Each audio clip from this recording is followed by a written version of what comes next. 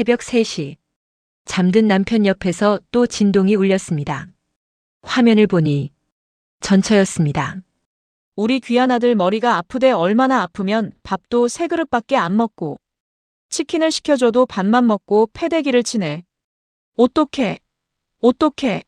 병원 상담 좀 해봐. 속상해. 여봉. 저는 그 순간 이상하다고 느꼈습니다.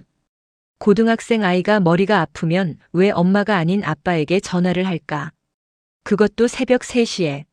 하지만 그건 시작에 불과했습니다. 그녀는 낮이고 밤이고 하루에도 수십 번씩 전화를 걸었습니다. 회사로 찾아와 직원들 앞에서 눈을 치켜뜨며 손가락질로 직원들에게 꾹꾹 찌르며 우악스럽게 소리를 질렀습니다. 여기 사모님은 나야. 다들 나 알지? 알아. 몰라. 대답들 똑바로 해. 다들 일한 돈 안 받고 싶어. 이 여자는 내 남편 돈 노리고 잠깐 들어온 여자야. 그리고 어느 날 남편의 전 아들이 저를 밀쳐 넘어뜨렸습니다. 저는 어렵게 가진 아이를 잃었습니다. 병원 침대에서 울고 있는 저에게 남편은 말했습니다. 그래도 애니까 이해해줘. 애가 뭘 알겠어? 안 그래? 애는 또 가지면 되는 거고. 그만 울어. 일부러 그런 거 아닐 거야. 애는 원래 착한 애거든. 그러게 왜 애 앞에 알짱 대가지고. 조심 좀 하지. 저는 그 말을 듣고 깨달았습니다. 이 결혼이 끝났다는 걸. 그런데 그게 끝이 아니었습니다. 더 충격적인 반전이 기다리고 있었습니다. 이 이야기를 끝까지 들어주실 분들께 미리 부탁드립니다. 이런 이야기를 더 많은 분들과 나눌 수 있도록 구독 버튼과 좋아요 한 번씩만 눌러주세요. 여러분의 작은 응원이 이 채널을 살아있게 합니다. 알림까지 설정해 두시면 다음 이야기도 놓치지 않으실 수 있습니다. 40살이 넘어서 저는 첫 결혼을 했습니다. 주변에서는 축하한다고 했지만 동시에 걱정스러운 눈빛을 감추지 못했습니다. 세상은 늦은 결혼에 늘 조심스러운 시선을 보냅니다. 하지만 저는 오히려 이 나이가 됐기 때문에 사람을 제대로 볼 수 있다고 믿었습니다. 충분히 살아봤고 충분히 실망도 해봤고 그래서 이 사람이 진심이라는 걸 느낄 수 있다고 생각했습니다. 그간 살아오면서 돈만 밝히는 속물근성 남성들, 직장에서도 선배 언니들이 결혼하면서 가정폭력의 벙어리 냉가슴을 앓는 이야기들, 적지 않게 직장 경력이 있다 보니 술자리 성희롱 조금 친절했을 뿐인데 오버액션으로 따라붙으며 부인 다루듯 통제하려 했던 남성들, 심지어 처음부터 너무나 과한 친절을 베풀다 마음을 열 때쯤 대출 좀 해달라는 실망스런 남성들. 사실 일 때문에 결혼을 뒷전으로 했던 건 전혀 아니었어요.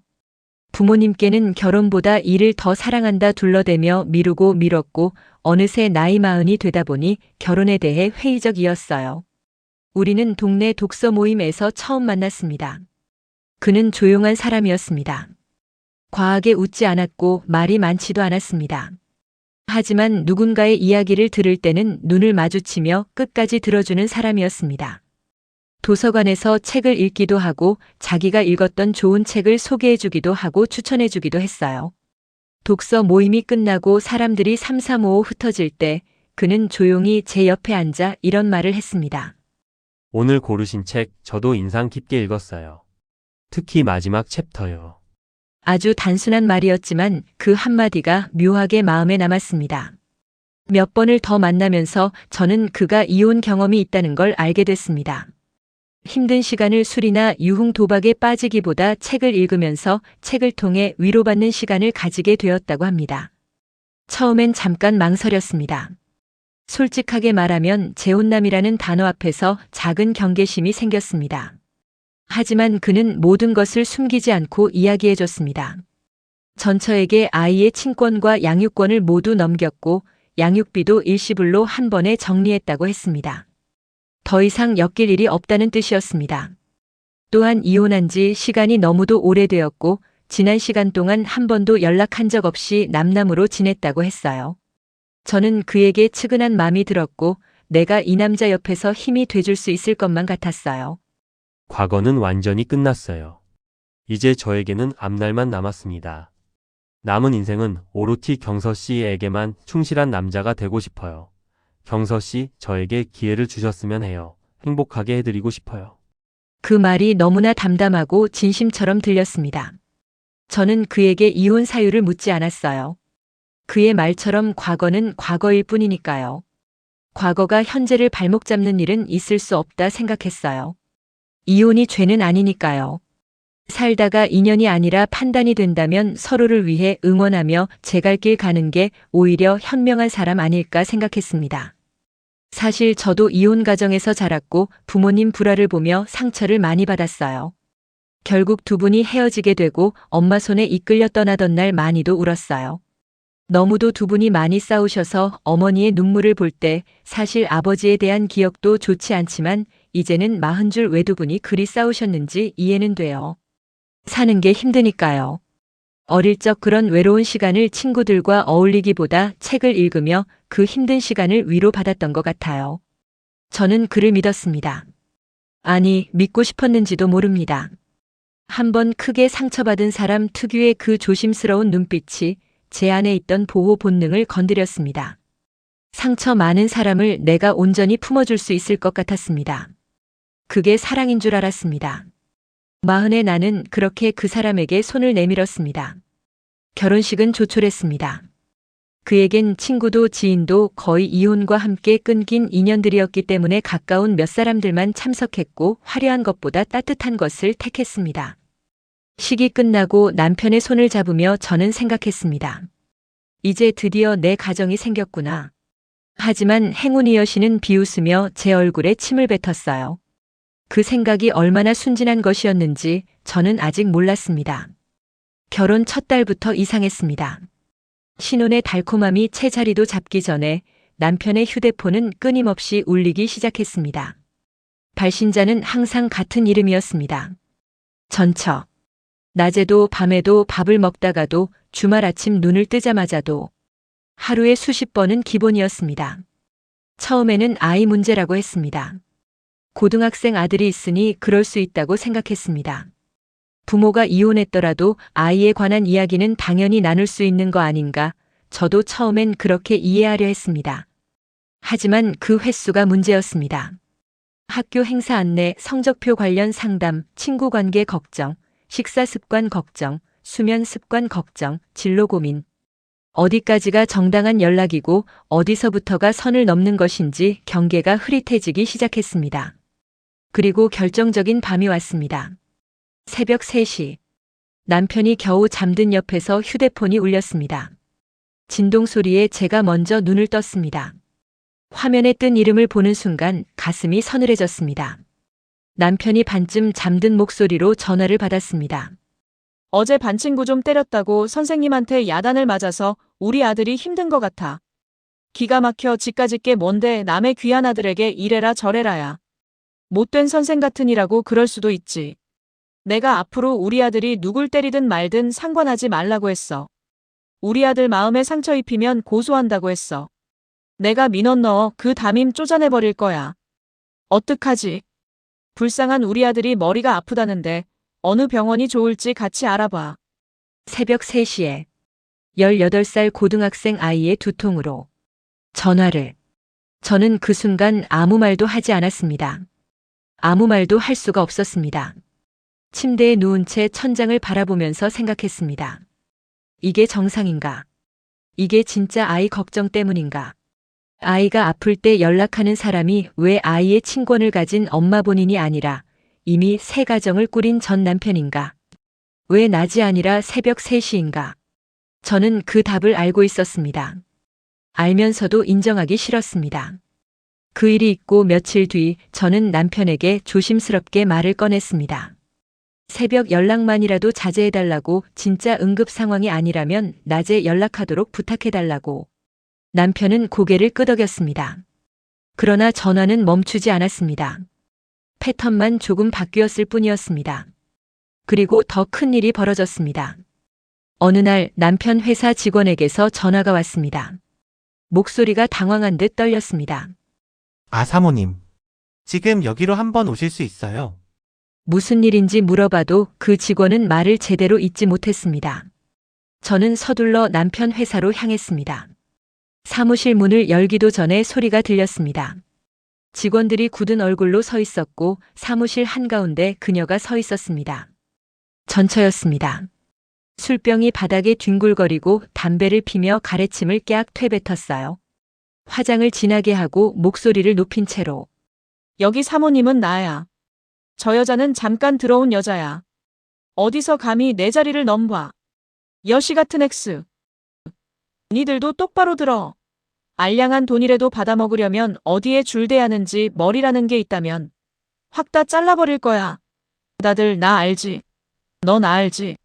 나 김혁준 마누라야. 직원들 앞에서 공개적으로 거침없이 남편은 그녀를 간신히 밖으로 데리고 나갔습니다. 하지만 이미 사무실 분위기는 돌이킬 수 없었습니다.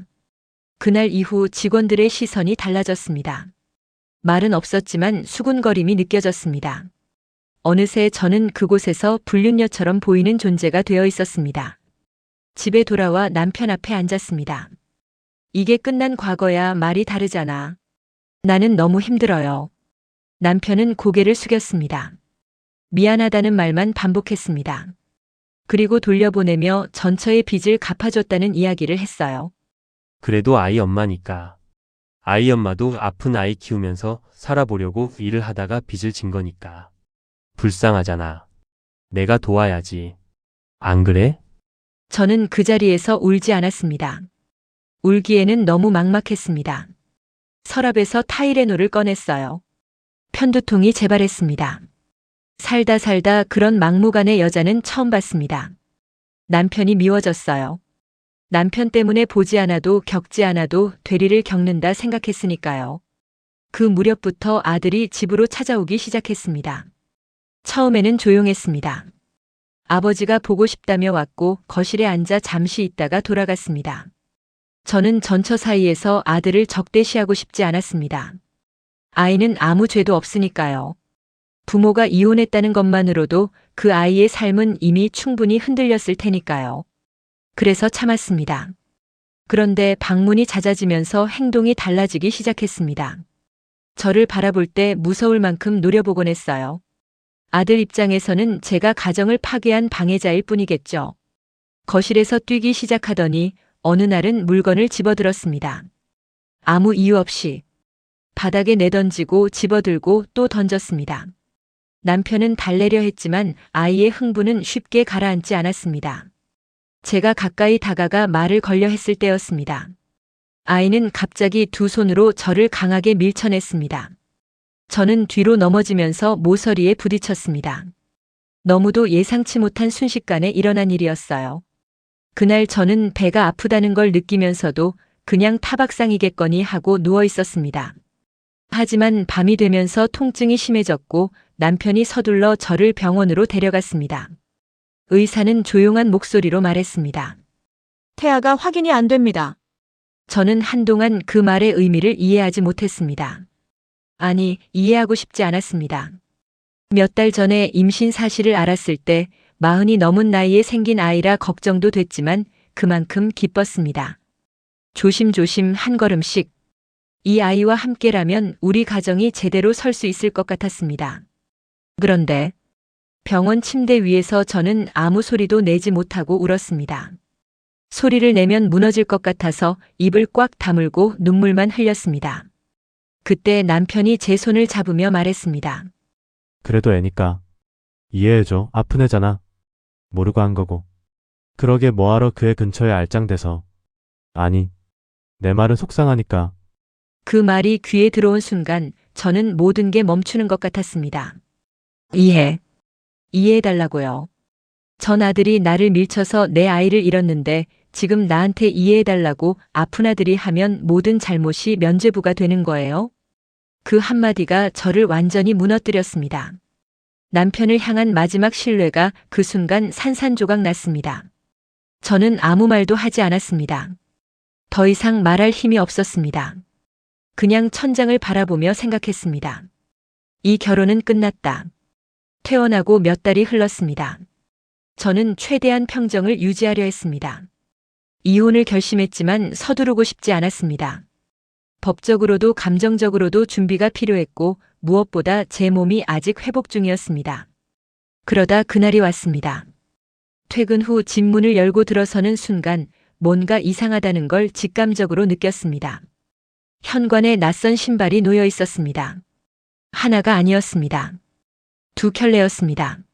하나는 성인 여자 신발, 다른 하나는 덩치 있는 남자 신발. 심장이 빠르게 뛰었습니다. 복도를 지나 안방 쪽으로 발걸음을 옮겼습니다. 문이 활짝 열려 있었습니다. 남편과 전처 그리고 아들이 침대 위에 앉아 있었습니다. 피자 상자가 펼쳐져 있었고 셋 다 웃으며 무언가 이야기를 나누고 있었습니다. 마치 이곳이 원래부터 자신들의 공간이었다는 듯이 제가 존재하지 않는 집인 것처럼 저는 문 앞에서 그 장면을 바라봤습니다. 그리고 시선을 돌렸을 때 아들이 제 옷장 문을 열고 안을 들여다보고 있는 걸 발견했습니다. 제 옷들을 하나씩 꺼내서 보고 있었습니다. 남편이 저를 발견하고 벌떡 일어났습니다. 아, 당신 왔어? 애가 갑자기 와서 당신도 이리 와서 한 조각 먹어. 저는 아무 말도 하지 않았습니다. 그냥 다시 현관으로 나왔습니다. 외투도 벗지 않은 채로 가방도 내려놓지 않은 채로 그날 밤 저는 집에 들어가지 않았습니다. 근처 카페에서 몇 시간을 앉아 있다가 지인의 집에서 하룻밤을 보냈습니다. 그리고 다음 날 아침 저는 바로 법무사 사무소로 향했습니다. 이혼 서류를 작성하는 내내 손이 떨렸습니다. 40에 처음 결혼했고 2년도 되지 않아 이혼을 하게 되는 순간이었습니다. 창피하다는 생각보다는 그냥 지쳐 있었습니다. 몸도 마음도 더 이상 버틸 힘이 없었습니다. 이혼 신청이 완료된 날 저는 오랫동안 아무것도 하지 않고 창밖을 바라봤습니다. 슬프기도 했지만 이상하게도 조금은 시원했습니다. 더 이상 그 전화 소리에 잠에서 깨지 않아도 된다는 것이, 더 이상 내 집에서 이방인처럼 지내지 않아도 된다는 것이, 저는 혼자였지만 처음으로 제 공간이 생긴 것 같았습니다. 이혼 이후 몇 달은 그냥 살아내는 것만으로도 벅찼습니다. 아침에 일어나면 운동을 했습니다. 몸을 움직이지 않으면 생각이 너무 많아졌기 때문입니다. 오후에는 오래전에 접었던 취미를 다시 꺼냈습니다. 도자기 공방에 등록했고 그 조용한 시간들이 조금씩 저를 되살렸습니다. 제 삶을 다시 제 것으로 만들어가던 어느 날 전화가 한 통 왔습니다.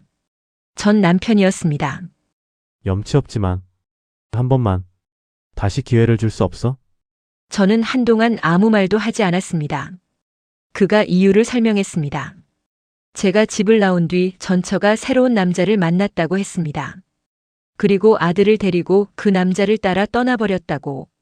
저는 그녀에게 전화했어요. 떠난 이유를 알고 싶다고 그녀는 과자를 씹어대며 이렇게 말했습니다. 내가 떠나니깐 그 풍미가 떨어지더라고. 하하하하하하하. 니들이 잘 사는 꼴은 못 보겠어. 내가 갖기는 싫고 어쩌나 그렇다고 남 주기도 싫어. 애가 있어야 한미천 뜯어낼 수 있는데. 야, 저리 비켜. 엄마 전화하잖아. 뒤에서 엄마나 엄마가 시키는 대로 밀었는데 사람들이 아파하니까 밀기 싫어. 선생님이 그렇게 하면 친구들이 안 놀아줄 거래. 엉엉, 이제는 안 밀 거야. 저는 그 말을 듣고 피가 거꾸로 솟았어요. 현기증이 났어요. 지켜주지 못해 미안해 아가. 녹음해둔 음성 저는 그것들을 전 남편에게 들려줬습니다. 긴 침묵이 흘렀습니다. 미안해. 내가 애엄마한테 놀아놨군. 바보 같은 나를 용서해줘. 그런데 그날 저는 또 하나의 사실을 알게 됐습니다. 몸 상태가 이상해서 병원에 갔다가 검사 결과를 받아든 순간 저는 다시 임신해 있었습니다. 이혼 전에 이미 생긴 아이였습니다. 늦은 나이 한 번의 유산 때문에 여러 검사를 했어요. 한참 동안 검사지를 내려다봤습니다. 손이 떨렸습니다. 기쁜 건지 두려운 건지 슬픈 건지 감정이 뒤섞였습니다. 그날 밤 오래 생각했습니다. 이 아이를 어떻게 키울 것인지, 혼자 키울 것인지 아니면 다시 손을 내밀 것인지. 저는 전 남편에게 다시 연락했습니다. 조건이 있었습니다. 전처와의 연락을 완전히 차단할 것. 아들이 미웠지만 저도 자세한 내막은 모르지만 살짝 경계선에 있는 상태라 양육 환경 좋은 사람들 속에서는 무리 없다는 의사 선생님 이야기가 있었답니다. 저도 아이를 가진 몸이라서 동정이 갔어요. 그래서 공식적인 면접 교섭 절차를 통해서만 만날 것을 조건으로 했어요. 내가 살고 있는 거주지로부터 떨어질 것. 그리고 무슨 일이 있어도 이번 가족만큼은 지킬 것. 남편은 그 자리에서 전처의 번호를 차단했습니다. 그리고 말했습니다. 이번엔 당신을 지킬게. 우리 가족을. 그로부터 몇 년이 흘렀습니다. 봄날 초등학교 입학식이었습니다. 딸아이가 랜드셀을 메고 작은 손으로 제 손을 꼭 잡았습니다. 교문 앞에서 잠시 멈추더니 저를 올려다보며 웃었습니다. 그 웃음이 어찌나 맑던지 저도 모르게 눈물이 차올랐습니다. 교문을 들어서는 그 순간 저는 뒤를 한번 돌아봤습니다. 남편이 거기 서 있었습니다. 조용히 웃으면서 내가 그토록 원했던 그 모습 그대로. 약속은 꾸준히 지켜지고 있습니다. 어떤 집착도 어떤 방해도 이제는 우리 가족에게 닿지 않았습니다. 우리는 조용하고 단단하게 우리만의 일상을 살아가고 있었습니다. 40에 시작한 첫 결혼은 악몽이었습니다. 하지만 그 악몽을 통과했기에 지금의 이 아침이 얼마나 소중한지 알 수 있었습니다. 딸아이의 작은 손을 잡고 걸어 들어가는 그 교문 앞에서 저는 처음으로 생각했습니다. 그래도 살아냈구나. 잘 살아내는 게 진정한 복수야. 전처가 회사에 찾아왔다가 내쫓겼다는 소리를 회사 경리에게 전해 들었어요. 당신에게 내 남편을 돌려주지 않겠어. 그래, 난 남편을 사랑하지 않아. 다만 내 딸에게는 아빠가 필요해. 아버지로서는 사랑해 볼 수도 있겠지. 사랑만으로 사는 건 어른이 아니지. 세상은 동화가 아니니까. 우리 하늘 날아간 처자기에 대한 복수는 우리 두 번째 딸이 결혼식장 입장할 때까지 당신은 무슨 일이 있어도 내 곁에서 떠날 수 없어. 오늘도 긴 이야기 함께 해주셔서 감사합니다. 이 이야기가 마음에 닿으셨다면 구독과 좋아요 꼭 부탁드립니다. 혼자서 버티고 있는 누군가에게 이 이야기가 작은 위로가 되길 바랍니다.